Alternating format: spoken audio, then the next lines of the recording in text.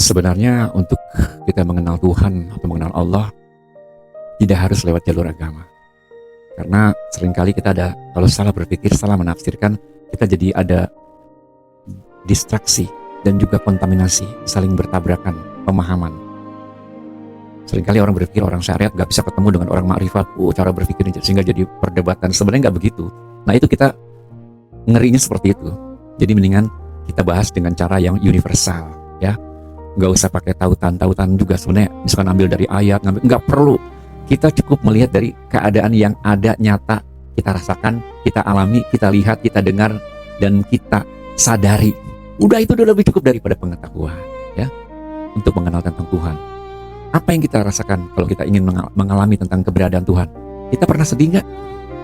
Senang? Susah? Ya. Benci? Kesel? Marah? Semua unsurnya rasa.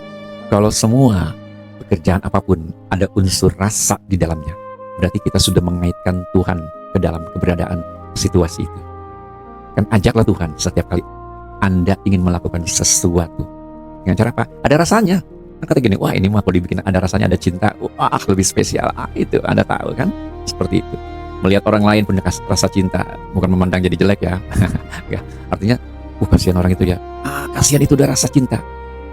Mengadakan Tuhan di dalam pikiran kita, dalam cara pandang kita. Wah, alam ini bagus, indah sekali, Masya Allah. Kita terngiang ciptaan Allah ini sehingga berada seperti ini.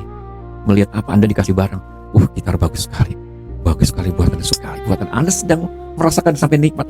Senang banget gue dikasih gitar ini. Anda sedang mengajak keberadaannya Tuhan di dalam diri Anda.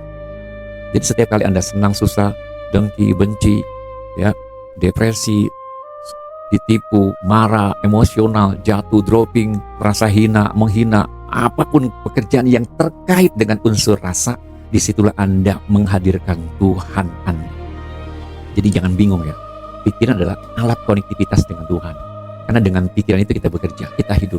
Semua yang kita kerjakan hasil pikiran kita, walaupun dikasih tahu orang lain, dinasihatin, tetap aja ujung-ujungnya kita yang memilih. Mau ikutin gak ya? Seperti itu. Jadi pikiran kita, seringkali orang menuhankan pikiran, iya, ketika dia punya kekuasaan, ya, ketika dia punya harta banyak, semua menuhankan. Disebut kemelekatan karena pikirannya lebih overthinking, dipakai untuk kehendak yang berlebihan. Seperti hanya dia senang sama mobil, dia beli mobil tiap hari, pikirannya mobil, nggak pernah pengen yang lain, nggak pernah ngutik yang lain, nggak, lupa kasih sayang sama keluarga, lupa urusan pekerjaan, lupa membela sesuatu, lupa mengerjakan hal-hal yang baik. Semua karena Anda memikirkan mobil, karena otak sudah terborgol, terkunci dengan mobil yang Anda kumpulkan. Itu Anda sudah mempertuhankan mobil dalam diri Anda. Ketika Anda diberi wewenang, jadi kekuasaan Anda semena-mena hingga merugikan orang lain, orang menjadi sedih, menjadi rasanya menjadi hancur, kehidupan menjadi rusak, menjadi hina-dina. Anda sedang menuhankan kekuasaan Anda. Ingat, semua yang menuhankan berarti kemelekatan. Semua yang melekat, Anda sedang tidak berada bersama Tuhan Anda. Anda sedang jauh berjarak dengan Tuhan. Allah adalah sebuah nama, kan kesering dengan nama Allah. Itu hanya sebutan suatu keadaan realitas yang disebut dengan Allah. Sesuatu yang manunggal, jadi nggak bisa dipisah-pisah. Makanya laut bisa termasuk ombak, termasuk pasir. Tapi pasir dan ombak nggak bisa bilang dirinya adalah laut. Dia bagian dari laut. Jadi kita nggak boleh mengatakan diri kita Tuhan, tetapi kita bagian dari Tuhan karena ada sifat Tuhan yang ada di dalam diri kita. Salah satu contoh alat mikroskop, ya, Anda nggak perlu membawa lautannya ke dalam laboratorium atau ke mikroskop Anda. Anda hanya cukup satu tetes sudah mewakili semua struktur, tekstur, dan unsur-unsur yang terkandung di air laut tersebut. Begitu pula dengan alam raya, contohnya kita pakai teleskop. Kita lihat berbintang-bintang, bulan, bisa masuk di dalam teleskop. Tapi bukan berarti bintang dan bulan ada di dalam teleskop. Seperti itu. Perbedaan zat dan sifat banyak ya. Misalkan matahari ada wujudnya gak? Nah, wujudnya adalah Muhammad. Nah, ada sifatnya, panas. Anda jemur pakaian, dicari apanya? Sinar mataharinya apa dicari? Panasnya. Tumbuhan dicari cahayanya. Bukan sekedar panas kalau buat tumbuhan, untuk mencapai dia punya klorofil, hijau hijau daun. Tapi cahayanya, nggak perlu panas. Kalau panas malah dia mati. Tapi kalau kita jemur pakaian, dibutuhkan panasnya.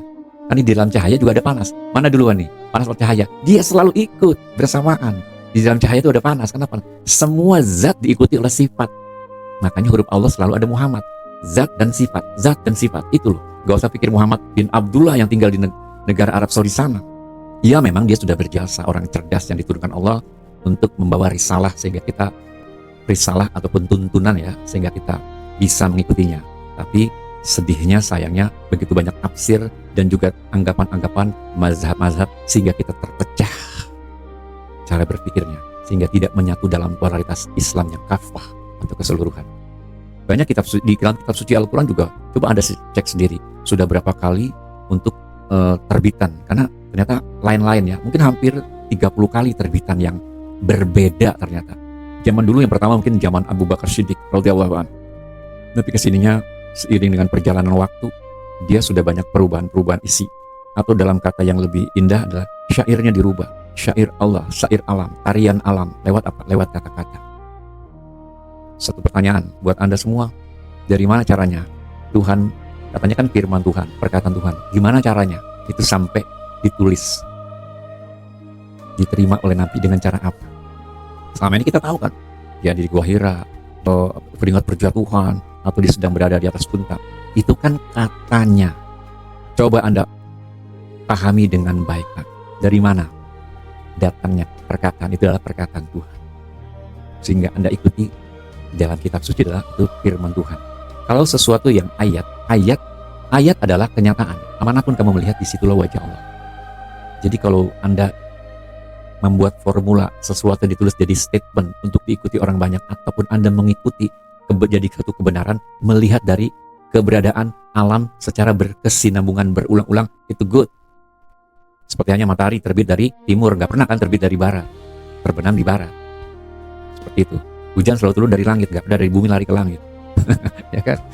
Itu suatu nyata. Ayat artinya nyata, ya, sesuatu yang nyata. Sebagai bukti, nyata kan bukti itu sesuatu yang nyata. Bukti itu disadari, ya, dilihat, dirasakan, dan dimengerti. Itu nyata, dan itulah bukti.